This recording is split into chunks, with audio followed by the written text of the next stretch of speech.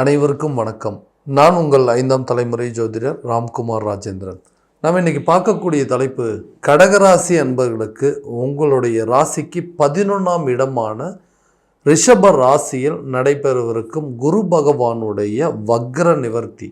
இந்த நிகழ்வு பிப்ரவரி மாதம் 4ஆம் தேதி நடைபெறுகிறதுங்க. ஸோ இதுவரைக்குமே அதாவது இந்த வக்ர நிலையில் இருந்து வந்த குரு பகவான் இவரால் நிறைய சிரமங்களையும் கஷ்டங்களையும் சந்தித்து வந்த இந்த கடகராசி அன்பர்களுக்கு இந்த வரக்கூடிய காலகட்டங்கள் எல்லா விதமான பிரச்சனைகள் அப்படிங்கிறது உங்களை விட்டு விலகி ஒரு மகிழ்ச்சிகரமான சூழ்நிலையை வாழக்கூடிய ஒரு காலகட்டமாக இருக்க போகுது. ஏன்னா குரு பகவான் அப்படிங்கிறவர் ஒரு மங்களக்காரகன். இவர் எல்லா விதமான தனம், செல்வாக்கு, கல்வி, செல்வம், பொன்பொருள் சேர்க்கை, ஆடை ஆபரணங்கள், வண்டி வாகனங்கள் போன்ற அனைத்து அமைப்புகளையும் கொடுக்கக்கூடியவர். ஸோ இந்த நிகழ்வு உங்களுடைய ராசிக்கு 11ஆம் இடத்துல லாபஸ்தானத்தில் நடைபெறவிருக்குங்க. ஸோ இந்த நிகழ்வு காலகட்டங்களில் கடகராசி அன்பர்களுக்கு எந்த விதமான அற்புதங்கள் மற்றும் சிறப்புகள் கொடுக்க போகுது அப்படிங்கிறத இந்த காணொலியில் தெளிவாகவும் விவரமாகவும் பார்க்கலாங்க. நம்ம சேனலை ஃபஸ்ட் டைம் பார்க்குறவங்க அதை சப்ஸ்கிரைப் பண்ணிக்கோங்க. பெல் பட்டனை கிளிக் பண்ணி ஆல் அப்படிங்கிற ஆப்ஷன் கொடுத்துக்கோங்க. ஸோ கடகராசி அன்பர்கள் சந்திர பகவானை அதிபதியாக கொண்டவர்கள். எந்த ஒரு விஷயத்தையுமே மிக சுறுசுறுப்பாக செய்து முடிக்கக்கூடிய நபர்கள். ரொம்ப ஆக்டிவாக இருப்பாங்க. எந்த வேலையை சொன்னாலும் உடனுக்குடனே அதை செஞ்சு முடிப்பாங்க. தான் இருக்கக்கூடிய சூழ்நிலையில் தன்னை சுற்றி இருக்கிறவங்க இல்லாமல் எப்போவுமே மகிழ்ச்சிகரமான சூழலில் இருக்கணும் அப்படின்னு நினைக்கக்கூடியவர்கள். அதே நேரத்தில் இடம், பொருள், ஏவல் சூழ்நிலைக்கு தகுந்தாற்போல் தன்னுடைய வாழ்க்கை நிலையை அமைச்சிக்கக்கூடிய தன்னம்பிக்கையை, தைரியமும் கொண்ட ஒரு நபர்கள். ஸோ சந்திர பகவான் அதிபதி அப்படின்னா எல்லா விஷயத்தையுமே மிக தெளிவாக செய்யக்கூடிய ஒரு நபர்கள். இந்த நபர்களுக்கு கடந்த சில காலகட்டங்களில் பார்த்திங்கன்னா இந்த வக்ர குருவால் நிறைய பிரச்சனைகள் அப்படிங்கிறது வந்திருக்குங்க.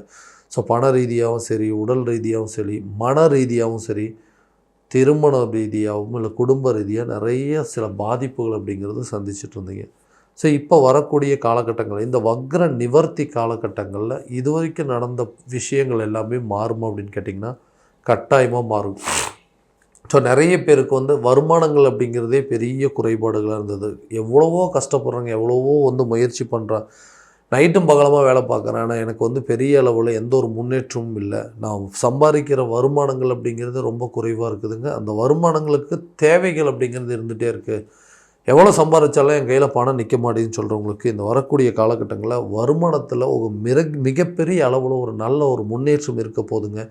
புதிய வருமானத்தை பெருக்கிறதுக்கு அதுக்குண்டான ஆதாயங்களும் அதற்குண்டான வழிமுறைகள் அப்படிங்கிறதுலாம் ரொம்ப ஜாஸ்தியாக இருக்கும். பணம் எப்படியெல்லாம் சம்பாதிக்கணும், எந்த விதத்தில் என்ன பண்ணால் பணம் வரும், எந்த வேலையை செய்யணும், எந்த வேலைக்கு அதிக முயற்சிகள் எடுக்கணும், எப்படியெல்லாம் முன்னேறணும்னு சொல்லிட்டு நிறைய யோசனைகள் அப்படிங்கிறது வருங்க. அதே நேரத்தில் இந்த நிதி தேவைகள் அப்படிங்கிறது போதுமான அளவு பூர்த்தி செய்யக்கூடிய ஒரு காலகட்டமாக தான் இருக்க போதுங்க. நல்ல முதலீடுகள், நல்ல லாபத்திற்கு உண்டான வழிகள். அதே நேரத்தில் நீங்கள் செஞ்ச முதலீடுகள்லாம் பார்த்திங்கன்னா நல்ல ஒரு பெரிய லாபத்தை கொடுக்கக்கூடிய ஒரு சூழலாக இருக்குங்க. பணம் சம்பாதிக்கிறதுக்கு உங்களுக்கு எந்தெந்த விதமான வாய்ப்புகள் இருக்கோ அதை எல்லாத்தையுமே நீங்கள் பயன்படுத்துவீங்க. அதில் கண்டிப்பாக வெற்றி பெறக்கூடிய ஒரு காலமாக இருக்க போகுது. இன்வெஸ்ட்மெண்ட்டாக இருக்கட்டுங்க, ஒருத்தர்கிட்ட ஒரு கடனாக கொடுக்குறதா இருக்கட்டுங்க, ஸோ அந்த பணத்தை வச்சுட்டு வேறு ஏதாவது ஒரு விஷயங்கள் ரீஇன்வெஸ்ட்மெண்ட் பண்ணுறதா இருக்கட்டும், இந்த சூழ்நிலையெல்லாம் உங்களுக்கு ஒரு நல்ல ஒரு அமைப்பை கொடுக்குங்க. அதே நேரத்தில் உங்கள் செலவை குறைச்சிக்கிட்டிங்க அப்படின்னா உங்களுடைய சேமிப்பு கட்டாயமாக நல்லா அதிகரிக்குங்க. நிறைய யோசனைகள் இருக்கும். வசதி வாய்ப்புகள் அப்படிங்கிறதெல்லாம் எனக்கு இல்லவே இல்லைங்க. மற்றவங்களோட கம்பேர் பண்ணும்போது நம்மளை பார்த்தா சில பேர் ஏதாவது ஒரு குறை சொல்கிற மாதிரி ஒரு சூழ்நிலை இருக்குங்க. என்னப்பா கஷ்டப்பட்டு சம்பாதிக்கிறேன், ரொம்ப ஹார்ட் ஒர்க் பண்ணுறேன், ஆனால் இவ்வளோ இப்படி இருக்கியேப்பா, உன்னை பார்த்தாவே என்னமோ ரொம்ப கஷ்டப்படுற மாதிரி ஒரு நிலை இருக்குது. உன்னுடைய நிலை அட்லீஸ்ட் ஓரளவுக்காவது உயர்த்திக்கிறதுக்கு முயற்சி பண்ணு அப்படின்னு சொல்லலாம். நம்ம என்ன தான் கஷ்டப்பட்டாலுமே நம்ம கையில் பணமே நிற்க மாட்டேங்குதுங்க. ஸோ இதனால் நம்மளுடைய வசதி வாய்ப்புகள் அப்படிங்கிறது பெருக்கிறதுக்கான தேவைகள், அதாவது பேசிக் தேவைகள் அப்படின்னு சொல்லணும், அடிப்படை தேவைகளையே சரியாக பூர்த்தி பண்ண முடியாத அளவுக்கு சில நிலைகள் இருக்கும். அடுத்தவங்களை எதிர்பார்க்குற மாதிரி சில சூழ்நிலைகளை வந்திருக்கும். அந்த நிலை எல்லாமே மாறுது. உங்களுடைய அந்தஸ்து பெருகுங்க. மற்றவங்க மத்தியில் நீங்கள் தொட்டதெல்லாம் ஒரு லாபகரமான சூழல் அப்படிங்கிறது வருங்க. வருமானத்தை பெருக்கிறதுக்கும் சரி, உங்கள் கையில் பணப்புழக்கம் அப்படிங்கிறது கட்டாயமாக இருக்குங்க. அதே போல் வேலை செய்கிற இடத்துல உங்களுக்கு பதவி உயர்வும், சம்பள உயர்வும், புதிய வேலை கிடைப்பதற்கான ஒரு சில வாய்ப்புகள் அப்படிங்கிறது கட்டாயம் உருவாகும். நிறைய நாள் ஹார்ட் ஒர்க் பண்ணிகிட்ருக்கீங்க, ரொம்ப வருஷமாக ஒரே இடத்துல வேலை செஞ்சிட்ருக்கீங்க, ஆனால் அதில் எந்த ஒரு இம்ப்ரூவ்மெண்ட்டும் இல்லை. எனக்கு பின்னாடி சேர்ந்தவங்களாம் இன்றைக்கி பெரிய பெரிய பதவியில் இருக்காங்க, என்னுடைய நிலை இன்னும் அதே தரத்தில் தான் இருக்குங்க அப்படின்னு யோசிச்சுட்டு இருக்கிறவங்களுக்கு இது ஒரு நல்ல காலகட்டங்கள். பதவி உயர்வுடன் கூடிய சம்பள உயர்வு கிடைக்குங்க. புதுசாக வேலை தேடுறவங்களுக்கு கட்டாயமாக வேலை கிடைக்குங்க. நீண்ட நாட்கள் ஆசைகள் அப்படிங்கிறது நிறைவேறும். நிறைய முயற்சி பண்ணியிருப்பீங்க இல்லைங்களா? இந்த பொருள் வாங்கணும், இந்த விஷயத்தை நான் பண்ணணும், எனக்குன்னு ஒரு கனவு வீடு வாங்கணும், எனக்குன்னு ஒரு கார் வாங்கணுங்க, ஒரு பைக் வாங்கணும் அப்படின்னு சொல்லிட்டு நிறைய பேர்த்துக்கு சில கனவுகள் இருக்கும். அந்த கனவுகளை நோக்கி தான் இன்றைக்கி வாழ்க்கையில் நிறைய பயணங்கள் அப்படிங்கிறது மேற்கொண்டுட்ருக்கோம். அதை செயல்படுத்துறதுக்கு எடுக்கக்கூடிய முயற்சிகள் தடையாக இருந்துகிட்ருக்குங்க. இந்த வக்ர நிவர்த்தி காலகட்டங்களில் நீங்கள் நினச்ச விஷயங்கள் உங்களுடைய ஆடம்பரத்தை பெருக்கிக் கொள்ளவும், உங்களுடைய ஆசைகளை தீர்த்து கொள்ளக்கூடிய ஒரு காலமாக இருக்க போது, கட்டாயமாக வீடு கட்டக்கூடிய முயற்சி, வண்டி வாகனங்கள் வாங்குவதற்கான ஒரு யோகம்.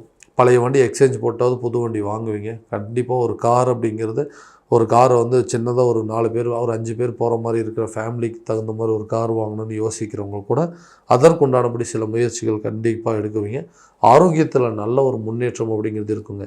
திடீர்னு ரொம்ப தொந்தரவு கொடுத்துட்டே இருந்தது, என்ன பிரச்சனைன்னு கண்டுபிடிக்க முடியாத இருந்த சூழ்நிலைகள்லாம் உங்களை விட்டு விலகக்கூடிய ஒரு காலமாக இருக்க போது, ஆரோக்கியத்தில் நல்ல ஒரு முன்னேற்றமும், திருமணம் ஆகாத நபர்களுக்கு திருமணம் சம்மந்தப்பட்ட சில பாகியங்கள் அப்படிங்கிறது உருவாகுங்க.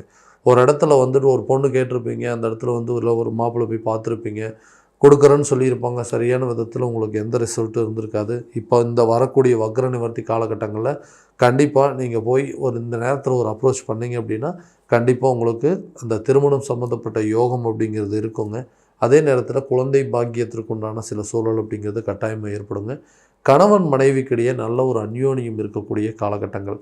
தேவையில்லாமல் சண்டை போட்டுகிட்டே இருக்கிறோங்க, 2 பேருமே பிரிஞ்சு வாழ்ந்துட்டுருக்குறோம், ஒருத்தருக்கு ஒருத்தர் நல்லா அண்டர்ஸ்டாண்டிங்கே இல்லை, ஏதோ ஒரு விஷயத்துக்காக எங்களுக்குள்ளே சண்டை வந்துட்டுருக்கு, அதை உட்காந்து பேசினா அந்த பிரச்சனை தீர்ந்துடும், ஆனால் பேசக்கூடிய ஒரு நிலை இல்லைன்னு யோசிச்சுட்ருக்க நபர்களுக்கு இந்த வரக்கூடிய வக்ர நிவர்த்தி காலகட்டங்களில் ஹஸ்பண்ட் ஒய்ஃப்குள்ளே நல்ல ஒரு ரிலேஷன்ஷிப் அப்படிங்கிறது, நல்ல ஒரு அண்டர்ஸ்டாண்டிங், நல்ல ஒரு அந்யோன்யம் ஏற்படுவதற்கான சூழல் ஏற்படுங்க.